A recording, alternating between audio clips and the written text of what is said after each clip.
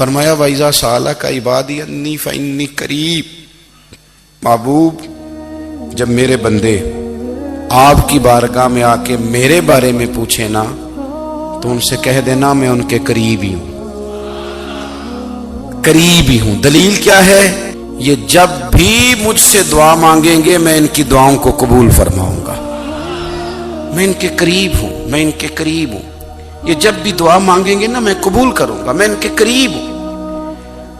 اللہ تبارک و تعالیٰ کے بندے اللہ سے محبت کرتے، رب کی بارگاہ میں جھکتے، اس کو اپنے دکھ سناتے، اس کے پیارے محبوب صلی اللہ تعالیٰ علیہ وسلم کا وسیلہ لے کے اس کے حضور حاضر ہو جاتے، پیشانیاں سجدوں سے روشن ہوتی۔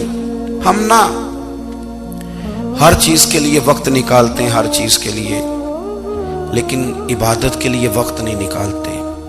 ہر شے آباد ہے، ہر شے، ہماری فیس بک بھی آباد ہے، واٹس ایپ بھی آباد ہے، ہمارے ٹویٹر بھی آباد ہیں، ہماری ہر چیز آباد ہے۔ سب سے کم آباد ہمارا مصلی رہ گیا ہے، سب سے کم۔ وہ لوگ اب ڈھونڈنے سے ملتے ہیں جن کی بغل میں مصلی ہوتا تھا۔ میرے بھائی آپ کتنا کو دنیا کے پیچھے بھاگو گے تھکا دے گی، کتنا دولت کے پیچھے بھاگو گے تھکا دے گی۔ آپ جب اپنی زندگی میں جمع تفریق کرو گے نا تو مرتے وقت احساس ہوگا کہ سارا کچھ تو لوگوں کے لیے کیا، اپنے لیے تو کر ہی کچھ نہیں سکے۔ اور ہم عبادت کے معاملے میں بہانے بازی بھی کرتے ہیں۔ ہم کہتے ہیں اوہو رزق کمانا بھی تو عبادت ہی ہے نا، تو میں حلال روزی کے لیے جا رہا ہوں، یہ بھی تو عبادت ہے نا۔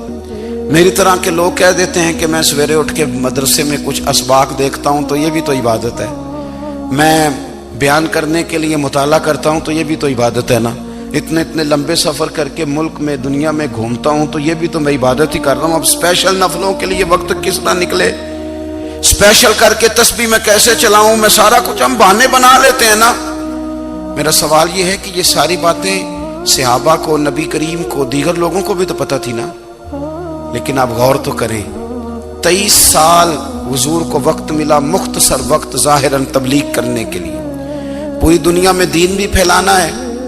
گھر میں 11 ازواج ہے، 4 بیٹیاں ہیں، ان کی اولادیں، سارے کام کاج بھی دیکھنے، لیکن سیدہ طیبہ طاہرہ حضرت عائشہ صدیقہ رضی اللہ تعالیٰ عنہ فرماتی ہیں سارا دن تبلیغ کرتے، ہر غلام کے دکھ سنتے، گھر میں آتے تو اپنے گھر والوں کا خیال کرتے، کام میں ہمارا ہاتھ بٹاتے۔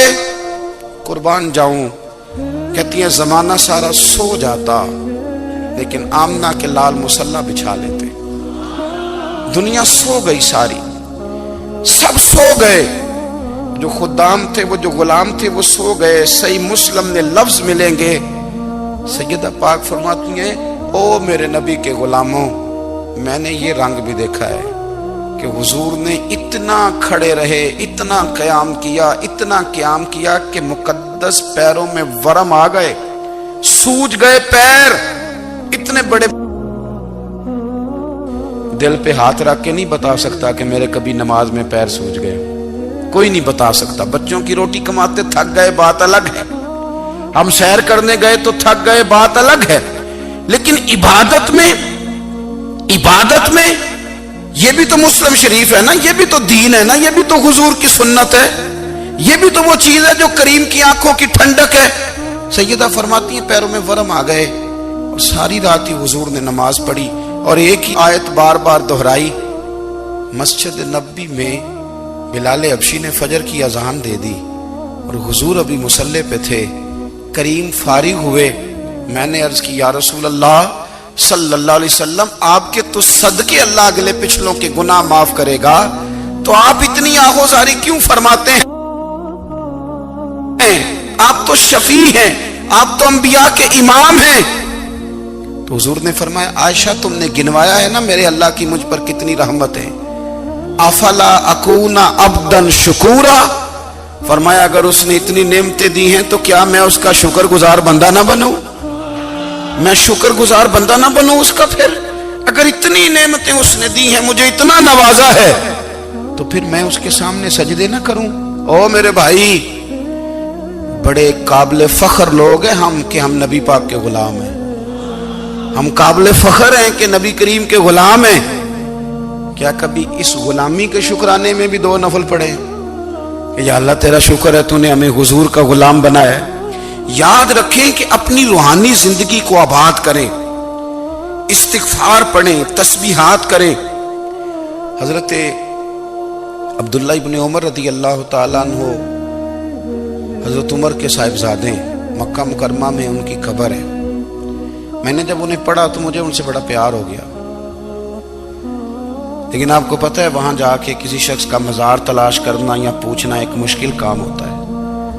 تو ایک دفعہ میں مکہ شریف میں حاضر تھا، تو ایک گاڑی والا ڈرائیور مجھے کہنے لگا کہ مولانا میں آپ کو جانتا ہوں، مجھے آپ سے محبت ہے، ایک بات بتاؤں آپ کو؟ میں نے کہا بتاؤ۔ کہنے لگے حضرت عبداللہ ابن عمر کی قبر دیکھنی ہے۔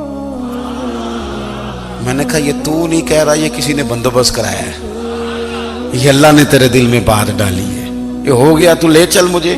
حضرت عبداللہ ابن عمر کو نبی پاک نے فرمایا تھا راجل صالح، یہ نیک بندہ ہے، یہ متقی آدمی۔ حضرت عبداللہ ابن عمر رضی اللہ تعالیٰ عنہ سیدنا فاروق اعظم رضی اللہ تعالیٰ عنہ کے صاحبزادے ہیں، اور ان کی ہمشیرہ سیدہ حفصہ رضی اللہ تعالیٰ عنہ حضور کی زوجہ محترمہ۔ ایک دن اپنی ہمشیرہ سے کہنے لگے کہ نبی کریم صلی اللہ تعالیٰ علیہ وسلم گھر میں آئے نا، اور اگر حضور غم امت میں پریشان نہ ہوں، طبیعت کو حشاش بشاش دیکھو، تو ذرا پوچھنا تو صحیح حضور کا میرے بارے میں کیا خیال ہے، پوچھنا تو صحیح کہ کریم کی بارگاہ میں میرا کیا مقام ہے، میرے بارے میں حضور کیا فرماتے ہیں۔ اب بہن کو کام بتائے، اور بتائے بھی بھائی، اور پھر بہن وہ کام نہ کرے، یہ تاریخ میں ہوتا نہیں۔ حضرت عمر فاروق رضی اللہ تعالیٰ عنہ کی صاحبزادی ام المومنین رضی اللہ تعالیٰ عنہ فرماتی ہیں کہ میں تو بس منتظر تھی، انہوں نے تو کہا تھا نا کہ اگر تم حشاش بشاش دیکھو تو بات کرنا، لیکن حضور تشریف لائے، میری باری تھی، میرے گھر تشریف لائے، کھانا پیش کیا تو فوراً میں نے عرض کی حضور ایک بات پوچھنی تھی۔ تو حضور نے فرمایا پوچھئے۔ میں نے عرض کی حضور میرے بھائی عبداللہ ابن عمر کے بارے میں آپ کا کیا خیال ہے؟ نوجوانوں میری بات پہ غور کرنا، میرے بھائی کے بارے میں آپ کا کیا خیال ہے؟ تو نبی کریم صلی اللہ تعالیٰ علیہ وآلہ وسلم نے میری طرف دیکھا، اور پھر حضور زیر لب تھوڑا مسکرائے، اور بریلی کے امام کہتے ہیں کہ حضور مسکرا دیتے تھے نا تو جو بڑا دکھی ہوتا تھا وہ بھی ہنس پڑتا تھا۔ اب سوال پیدا ہوتا تھا کہ پھر تو اس مسکراہٹ کے لیے انتظار کرنا پڑتا ہوگا کئی مہینے کہ حضور مسکرائیں تو رونے والے ہنسیں، تو اعلیٰ حضرت فرماتے نہیں، انتظار نہیں کرنا پڑتا، یہ مسکراتے رہنا تو حضور کی عادت ہے۔ جس کی تسکین سے روتے ہوئے ہنس پڑے، اس تبسم کی عادت پہ لاکھوں سلام۔ یعنی یہ تو عادت ہے حضور کی مسکراتے رہنا، اس کے لیے انتظار نہیں کرنا پڑتا۔ بھائیو آپ خیال رکھیں گے، غور کریں گے، حضرت عبداللہ ابن عمر رضی اللہ تعالیٰ عنہ کے بارے میں پوچھا تو سیدہ فرماتی ہیں کہ نبی کریم صلی اللہ تعالیٰ علیہ وسلم نہ زیر لب مسکرائے اور فرمایا حفصہ تیرا بھائی ہے تو اچھا، لیکن میں نے سنا ہے کہ عشاء کی نماز پڑھتا ہے تو فجر تک سویا ہی رہتا ہے۔ او نوجوانوں، 10 بجے تک سونے کی بات نہیں ہوئی، 9 بجے تک سونے کی بات نہیں ہوئی، 11 بجے اٹھنے کی بات نہیں۔ حضور فرمانے لگے میں نے سنا ہے کہ عشاء کی نماز پڑھ کے سو جاتا ہے اور فجر تک سویا ہی رہتا ہے، اسے چاہیے کہ تہجد کے وقت اٹھا کرے، اللہ کی بارگاہ میں حاضر ہوا کرے، آہوزاری کرے، سجدے کرے، عبادت کرے، اٹھتا ہے اور فجر میں جا کے اٹھتا ہے۔ حضرت جناب حفصہ رضی اللہ تعالیٰ عنہ کہتی ہے میں نے جناب عبداللہ ابن عمر کو پیغام دیا اور میں نے کہا میرے جوان بھائی سن، نبی پاک نے فرمایا ہے تو اچھا پر تہجد میں نہیں اٹھتا، نفل نہیں پڑھتا۔ او میری ملت کے جوانوں، مزہ نہیں آ جاتا جب ساری دنیا سوئی ہو، ساری دنیا، اور بستر بھی گرم ہو اور نیند بھی پورا غلبہ کر رہی ہو، اور اچانک گھنٹی بجے دماغ میں، آنکھ کھلے، گھڑی پہ نظر پڑے، 3:30 4 بجے کا پیغام گھڑی بتائے، اور کوئی چڑھتی جوانی والا اٹھ کے وضو کرے، اور جب وہ مصلی کھول کے بچھائے تو مدینے والے محبوب کہتے ہیں کہ ہر نماز پہ رب ثواب دیتا ہے، اور جو اٹھ کے تہجد کی نماز پڑھے اسے دیکھ کے تو رب مسکراتا ہے، جو اس کی شان کے لائق ہے، جو اس کی شان کے لائق، وہ مسکراتا ہے، خوش ہوتا ہے کہ میرا بندہ تہجد میں اٹھ گیا، وہ مسکراتا ہے۔ کاش ہماری صبحیں کبھی اپنے مالک کے نام ہو جائیں، کاش کے صبح۔ حضرت ابو الحسن رحمت اللہ تعالی علیہ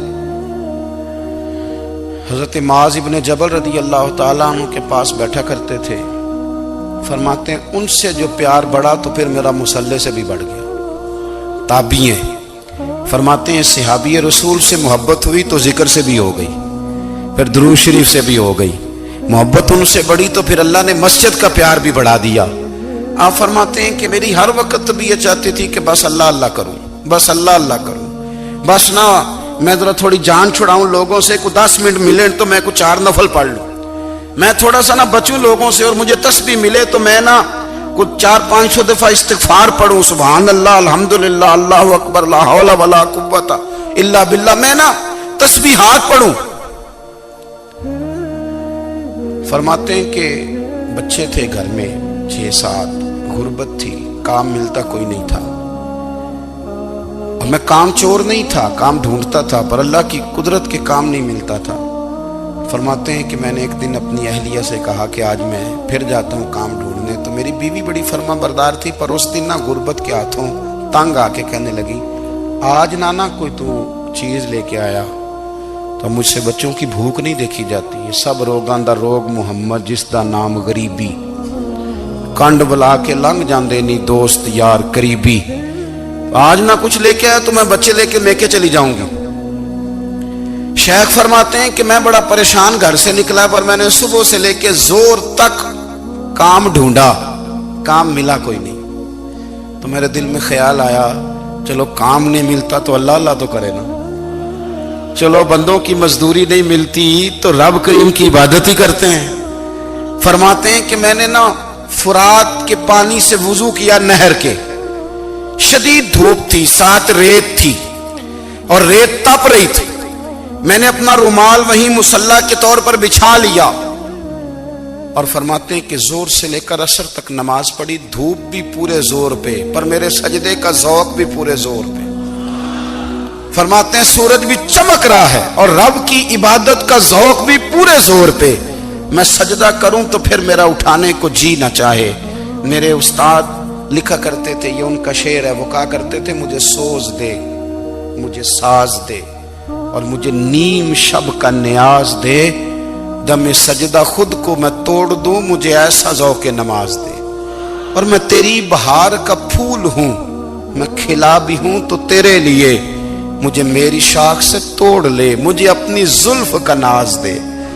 بھائی فرماتے ہیں کہ عصر تک میں نے نفل پڑھے، دل ڈھلنے لگا، عصر کی نماز پڑھی اور میں وہاں سے چلا۔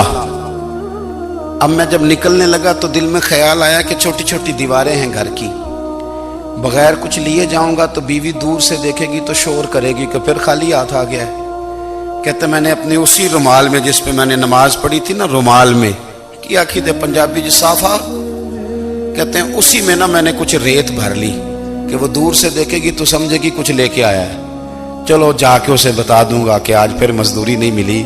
کہتے ہیں وہ ریت لے کر جب میں گھر میں گیا تو پہلے بیوی دروازے پہ کھڑی ہوتی تھی، پوچھتی تھی خالی ہاتھ آ گئے ہو؟ آج میں نے دیکھا تو ہے ہی کوئی نہیں۔ فرماتے ہیں میں اندر داخل ہوا، سلام لیے، کونے میں نے وہ رومال رکھ دیا اور میں نے آواز دی کہ بھلی مانس کہاں ہو؟ تو وہ کہنے لگی آپ منہ ہاتھ دھو لیں، میں روٹی لے کے آئی۔ میں نے کہا روٹی کہاں سے آ گئی؟ یہاں تو کئی دنوں کے فاقے، تو کئی دنوں کی غربت ہے، یہاں تو اس گھر میں تو فقیری ہے۔ فرماتے ہیں کہ وہ روٹی لے کے آئی اور اس وقت کی جو موجودہ نعمتیں تھیں، سمجھ لیں سلاد، اچار، ہر چیز ساتھ لائی۔ میں نے کہا کہ بچے کہاں گئے؟ کہنے لگی وہ کھانا کھا کے کھیلنے گئے، آپ کھانا کھا لیں آ جاتے۔ کھانا اس نے چن دیا۔ میں نے حیرت انگیز لہجے میں ساری نعمتیں اپنے دسترخوان پہ دیکھ کر کے بیوی سے پوچھا یہ کہاں سے آیا کھانا؟ بچوں کو تو نے کہاں سے کھانا کھلایا؟ یہ سارا کچھ کیسا ہے؟ کہنے لگی پتہ نہیں آج آپ کس کریم کی مزدوری کرنے چلے گئے تھے، پتہ نہیں کس کریم کی، میرے گھر میں تو اتنی نعمتیں آئی ہیں کہ مجھ سے سنبھالی نہیں جا رہی، اتنا اناج ہے، اتنا گندم ہے، کس کریم کے دروازے آج چلے گئے تھے۔ یہ کہتے کہتے وہ اٹھی اور اٹھ کر کے کہنے لگی پہلے بڑا کچھ آیا تھا، اب کیا لے آئے ہو؟ اور جا کر کے نا اس نے وہ ریت والا رومال کھولا، کہنے لگے میں تو لے کے آیا تھا ریت، تو میرے رب نے اسے بھی سونے اور ہیرے بنا دیا تھا۔ جب آپ کی توجہ اللہ کی جانب، میرے نبی پاک صلی اللہ تعالی علیہ وسلم نے فرمایا ہر چیز اپنے رب سے مانگ، ہر چیز مانگ، ہر چیز مانگ۔ یا رسول اللہ کیا کچھ؟ میرے محبوب نے فرمایا تیرے گھر میں نمک بھی ختم ہو جائے تو وہ بھی اپنے رب سے مانگا کر، تو مانگنا وہ تجھے دے گا، تو اس کی بارگاہ میں کشکول طلب دراز تو کرنا۔ اور ترمذی شریف میں عجیب لفظ ہے، رسول کائنات نے فرمایا، رب کریم فرماتا ہے جب میرا بندہ ہاتھ اٹھاتا ہے نا تو مجھے حیا آتی ہے کہ میں خالی کیسے لوٹا دوں اس کے۔ اتنے بڑے بادشاہ کی بارگاہ میں دعا کی بڑی طاقت ہے۔ میرے نبی پاک نے فرمایا دعا مومن کا ہتھیار ہے، دعا مومن کا، دعا مومن کا۔ حضور نے فرمایا تقدیر کو سوائے دعا کے کوئی چیز نہیں بدل سکتی، دعا مومن کا ہتھیار ہے، یہ کافر کے پاس کوئی نہیں، یہ ہتھیار ہے مومن کا۔ اللہ کرے آپ کو سمجھ آئے، پھر سنیں، کئی بار کہہ چکا ہوں یہ ہتھیار ہے۔ کافر کے مقابلے میں جو تیرے پاس سب سے بڑا ہتھیار ہے وہ دعا ہے۔ دعائیں کرانی چھوڑ دی، کرنی چھوڑ دی، لینی چھوڑ دی۔ حضرت سیدنا انس بن مالک رضی اللہ تعالیٰ عنہ فرمایا کرتے تھے میں نے وہ رنگ دیکھا ہے جب حضور دعا مانگتے تھے اور حضور کی مقدس آنکھوں میں آنسو بھی ساتھ ہی بہا کرتے تھے، میں نے وہ انداز دیکھا ہے۔ بھائی اپنا مصلی کا، عبادت کا، وظائف کا، اللہ اللہ کا سلسلہ اس کو مضبوط کرے، اپنی دعاؤں کے تعلق کو مضبوط کرے۔ دعائیں بڑے انقلاب برپا کر دیتی ہیں۔ ہم تھوڑے تھوڑے نا جب سے خشک ہوئے ہیں نا، خشک، اور میری تو جماعت ہی صوفیاء کی جماعت تھی، ہم تو داتا علی اجمیری کی جماعت سے، ہم تو خواجہ اجمیری کی جماعت سے، ہم تو شیخ احمد فاروق سرہندی کی جماعت سے، ہم تو صوفیاء کی جماعت۔ ہماری جماعت نے بھی وہ تعلق جو ہمارے بزرگوں نے بنایا تھا۔ بزرگ اللہ کے قریب کیسے جاتا ہے؟ تو ہمارے یہاں نا بہت سارے لوگ کہتے ہیں جی نظر ہو گئی تو کام ہو گیا۔ بھائی جو بخاری مسلم میں طریقہ ہے نا اللہ کا قرب پانے کا، وہ تو نفل ہے۔ نبی کریم علیہ السلام نے فرمایا بندہ نفلوں کے ذریعے رب کے قریب جاتا ہے، اور اتنا قریب جاتا ہے کہ پھر اللہ اس کی زبان بن جاتا ہے، اللہ اس کی آنکھیں بن جاتا ہے، کان بن جاتا ہے، ہاتھ اور پیر بن جاتا ہے۔ تو یہ تو عبادت ہے، یہ تو اللہ کی بارگاہ کی حاضری ہے جو آپ کو اللہ کے قریب کرے گی۔